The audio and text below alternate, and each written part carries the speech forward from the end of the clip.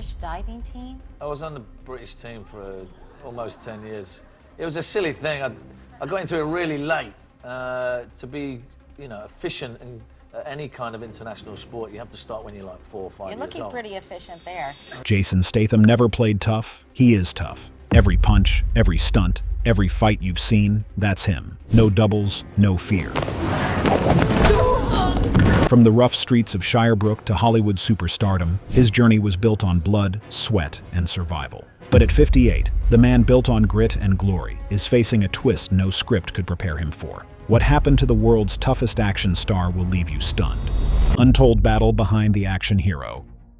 Jason Statham, the man known for fearless stunts, stone-cold expressions, and unstoppable energy, built his fame on being indestructible. But behind the image of the unbreakable action star lies a story Hollywood never told, one of struggle, heartbreak, and quiet resilience that shaped the man long before fame.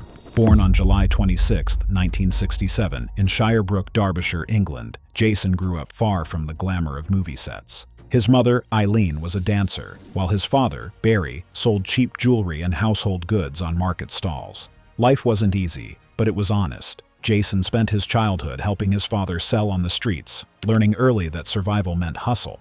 Between shifts, he found his escape in sports, from football to Chinese martial arts. But diving became his passion.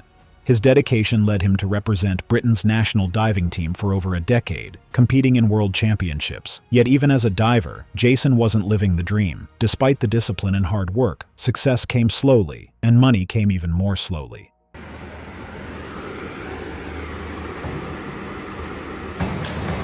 Far too much forward travel on that dive. On the left, Beverly Boys, a bit pensive. During those years, he continued street selling and modeling for sports brands like French Connection to make ends meet. But fate took a sharp turn when director Guy Ritchie noticed him during a modeling gig. His street-smart charisma and raw presence inspired Ritchie to cast him in Lock, Stock, and Two Smoking Barrels in 1998, the film that changed everything. Right, let's sort the buyers from the spires, the needy from the greedy, and those who trust me from the ones who don't. Overnight, the hustler from Shirebrook became one of Hollywood's most recognizable faces. From Snatch to The Transporter, Crank, and The Expendables, Statham became the man of steel audiences couldn't get enough of. But while the world saw explosions and car chases, they missed the isolation that followed. "You do one thing too well," he once joked, "and they never let you do anything else." Behind that humor lay exhaustion, the weight of being typecast and misunderstood. Away from the spotlight, Jason's toughest battles weren't fought on screen. Before fame, he had found love with model Kelly Brook, a relationship full of youthful promises and shared dreams. They built a small, humble world together, filled with laughter, takeout dinners, and endless hope. But fame, as it often does, pulled them apart. As Jason's career took off, Kelly's modeling and television fame grew too. Their schedules clashed, the distance widened, and soon love turned into silence. Between fire and silence. When Jason Statham was once asked about his early love that never lasted, his reply was simple: "We were young." Life moves faster than people do. No resentment, no regret, only the kind of peace that comes when the storm inside finally settles. She had loved him when he had nothing, and left when he had everything. It was the cruel irony of his rise. Proof that even the toughest men don't always bleed from bullets, but from memories that never leave. By 2005, Jason was 38, standing at the height of his fame. After years of hustling through London's grey streets, he had conquered Hollywood with The Transporter and Crank. To the world, he was unstoppable, a self-made action hero who had turned grit into gold. But behind the flashing cameras and red carpets was a quiet emptiness. Fame filled the rooms, yet left the spaces inside untouched. After the cheers faded, he often found himself returning to silent hotel rooms, places where no one called his name once the cameras stopped rolling. A year after his split with model Kelly Brook, Jason met Sophie Monk, a lively Australian singer and actress who brought color back into his life. She was 26, fearless and free, a burst of laughter in his otherwise rigid world. She teased him about his endless workouts, threw popcorn at him during lazy afternoons, and made him forget, if only for a while, that he was Hollywood's latest obsession. Sophie once joked, "You're always fighting something," to which Jason replied, "That's how I stay ready." For a brief moment, he wasn't an action star, just a man rediscovering how to feel. But love struggles against distance. Jason's schedule pulled him across continents: Morocco, France, Los Angeles. while Sophie remained grounded in Australia. Calls became shorter, silences grew longer. By late 2006, their relationship ended not with anger, but quiet acceptance. Sophie later admitted he was the hardest man to love, not because he didn't care, but because he carried everything inside. In 2007, Jason found calm in Alex Zosman, a London model and designer who represented stillness after years of chaos. Their mornings were slow, filled with the smell of coffee and peace. "You make this world feel still," Jason once whispered to her. For a time, he believed it, but stillness rarely survives in a life that never stops moving. Between 2008 and 2009, his relentless filming schedule, The Bank Job, Death Race, Transporter, 3 blurred days into nights. Distance crept in once again, quietly breaking what peace they'd built. By 2010, they had drifted apart without drama, just 2 lives following different roads. Jason once said, "Everyone wanted the actor. No one saw the man." Those words revealed the loneliness behind his strength, the price of a career that demanded motion but denied stillness. Fame gave him everything but peace. And yet, as history has shown, Jason Statham never stays down for long. Just when he thought silence was enough, life had one more surprise waiting, one that would finally test whether love could survive the man the world had built him to be. The quiet after the storm. Jason Statham once admitted, "Everyone wanted the actor. No one saw the man behind those few words lay years of exhaustion, the paradox of being adored by millions yet unseen by the people who mattered most." Beneath the fame, the action sequences, and the spotlight, Statham was a man searching for stillness, a place where applause didn't echo louder than his own thoughts. Through decades of relentless work, he had mastered survival. From Olympic diving to selling goods on London streets and later building a name in Hollywood, Jason kept moving. Every role, every punch, every stunt was a battle for recognition, not from the audience, but from himself. Yet when the lights dimmed and the noise quieted, he was left with a silence that no trophy could fill. That silence shifted in 2010 when he met Rosie Huntington-Whiteley, a 23-year-old model whose calmness broke through his guarded exterior. Jason, then 43, had seen fame distort people, but Rosie saw through it. Over quiet dinners and walks through Notting Hill, she didn't fall for the movie star. She connected with the man who had spent years learning how to endure. "You don't talk much," she once teased. Jason's reply, "I've said enough in bruises," carried the weight of someone who had lived through both pain and persistence. Their relationship grew from quiet routines, home-cooked meals, laughter over burnt pasta, and shared mornings before work, moments that restored what Hollywood had taken from him. For the first time in decades, Jason didn't have to act. He could just be. By 2016, their bond had proven itself against the strain of distance, paparazzi, and an industry built on chaos. That year, under a Malibu sunset, Jason, then 49, proposed. There were no grand gestures, only a promise built on time, trust, and quiet understanding. A year later, their son, Jack Oscar, was born. In that moment, Jason felt something he hadn't in years, stillness that didn't feel empty. Cradling his newborn, he realized that peace wasn't found on film sets. It lived in the small, ordinary moments he had always been too busy to notice. But fame rarely pauses. Between Mechanic, Resurrection, and The Fate of the Furious, Jason's schedule tore him away from home for months. Rosie balanced motherhood and modeling alone, leaving small handwritten notes in his suitcase. "Come home soon. We love you." Video calls replaced hugs, and birthdays turned into screens. Those quiet hotel nights reminded Jason that even love demanded a kind of patience he was still learning. In 2022, their daughter Isabella James was born, anchoring their world even more firmly to home. Holding her, he finally understood the truth fame had hidden for so long. No red carpet or record-breaking stunt could rival the weight of his children's laughter or Rosie's steady presence. The weight of losing his companions. It began as just another rehearsal, a chase scene by a quiet lake. Jason Statham was practicing with Kun Liu, a 26-year-old Chinese stuntman who admired him deeply. "One day, I'll be where you are," Kun said with a grin full of ambition. Jason smiled back, unaware that within seconds, tragedy would strike and change him forever. The explosion came too early. A deafening roar split the air, followed by fire, smoke, and chaos. When the haze cleared, Kun Liu was gone. In that instant, Jason's world shifted. That night, alone in his trailer, he replayed the moment repeatedly. Every sound, every second, every mistake. "You think you're invincible," he admitted later, until you see someone die doing what they love. From that day, action sequences stopped being just performances. They became reminders of how thin the line was between thrill and tragedy. Jason trained harder, demanded safer sets, and hid his pain behind that familiar smirk audiences loved. But behind the scenes, the man who seemed unshakable carried invisible scars. 2 years later, while filming Fast and Furious 7 in 2013, he found a light that helped him heal: Paul Walker. Paul wasn't just another Hollywood star. He was known for his humility, kindness, and genuine warmth. On set, Paul welcomed Jason like family, pulling him into conversations, joking between takes, and making late-night videos just to make people laugh. Off camera, they spoke about life beyond fame, about family, faith, and the importance of giving back. "You do what you love," Paul once told Jason, "but you live for what you give." Those words would echo long after Paul was gone.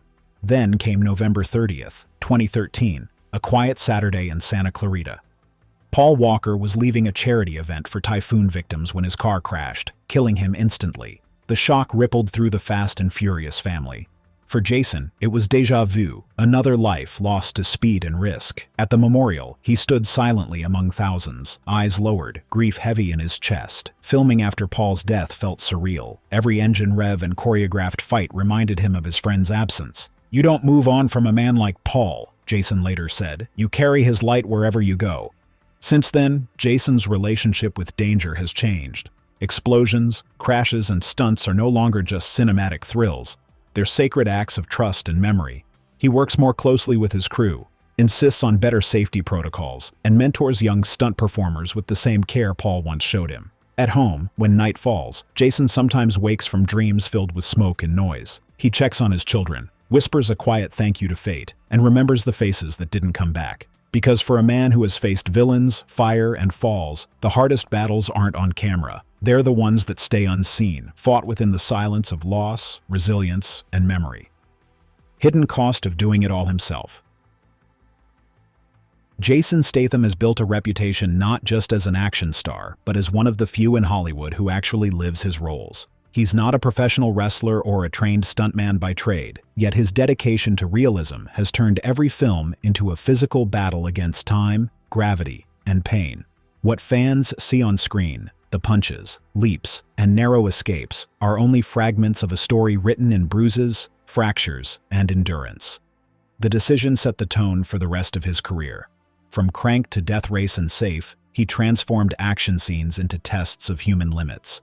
He dived through glass, fought on speeding vehicles, and rolled down concrete staircases, leaving his body covered in cuts and burns. Stunt performers admired his fearlessness. Doctors, however, warned him repeatedly about long-term damage. Statham would only shrug and say, "That's the job." But the toll grew heavier with time. By his 40s, years of intense physical strain had taken their toll. Compressed spinal discs, damaged joints, and countless microfractures that never fully healed. Sleep became a luxury, pain a constant companion. Yet he kept going.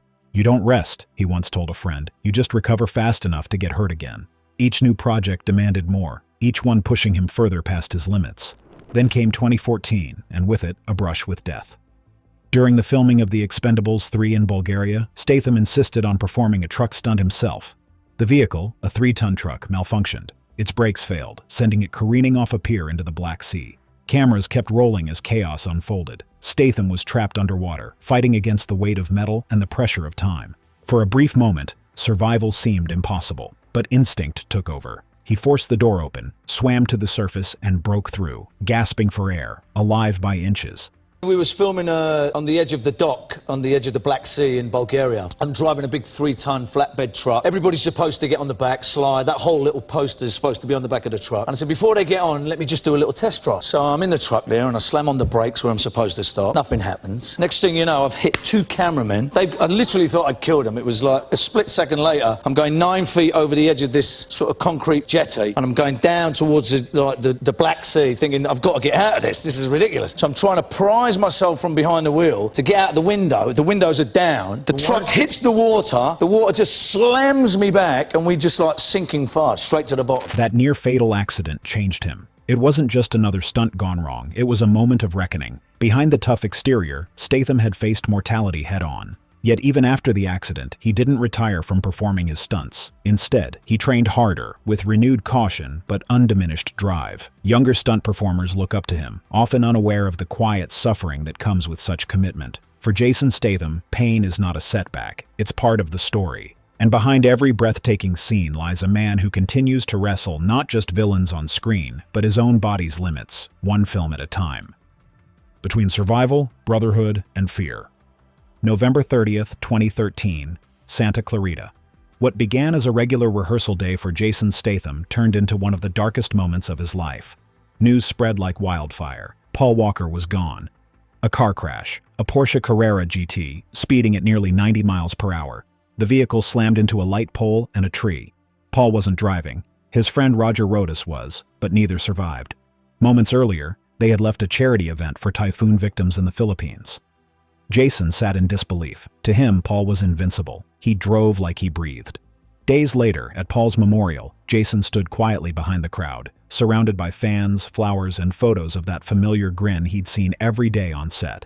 He didn't speak to reporters. He just bowed his head. When Paul died, he later said, the world lost a star, but for us, it felt like the ground gave way beneath our feet. Filming Furious 7 afterward became something else entirely, an emotional test.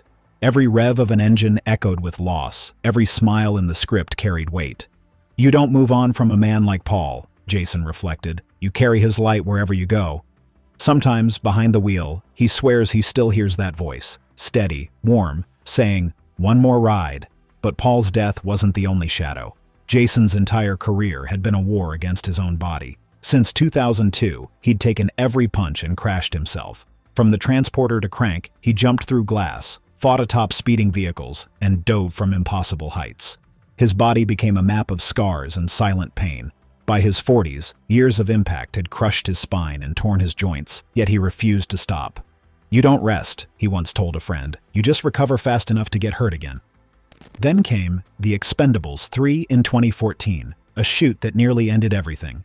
During a stunt in Bulgaria, Jason was driving a 3-ton truck when the brakes failed. The vehicle plunged off a pier into the Black Sea. Trapped underwater, he fought to break free as water filled the cabin. With his lungs burning, he finally kicked open the door and swam to the surface. Sylvester Stallone later said, "If anyone else had been behind that wheel, they'd be dead."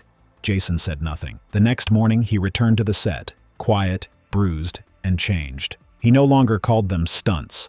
They were risks paid in blood. Something inside him had shifted. He had faced real fear and survived it. What fame doesn't show. At 58, Jason Statham isn't just an action star. He's a survivor of his own story. The silver that now threads through his hair tells the tale of years spent defying limits, gravity, and expectations. His face, weathered yet sharp, carries the marks of a lifetime of discipline, sacrifice, and silent endurance. The world still knows him for his explosive stunts and high-octane films, but behind the cameras, the battles have shifted. As he once joked, "I used to fight villains, now I fight gravity," and that's the truth. Today, Jason's pace is slower, his movements more measured, but the fire remains. He trains daily, not for fame, but for function.